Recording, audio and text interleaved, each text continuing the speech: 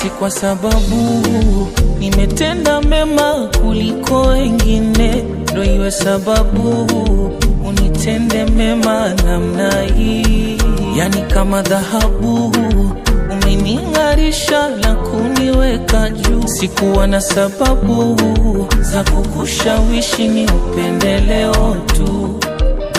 Na kama karama umenipa bure, nafasi heshima si sababu ya shule. Oh Baba, kama ni pendo limezidi kipimo sana, na baraka zako hazinaga kikomo, so nataka nikae na wewe milele Bwana.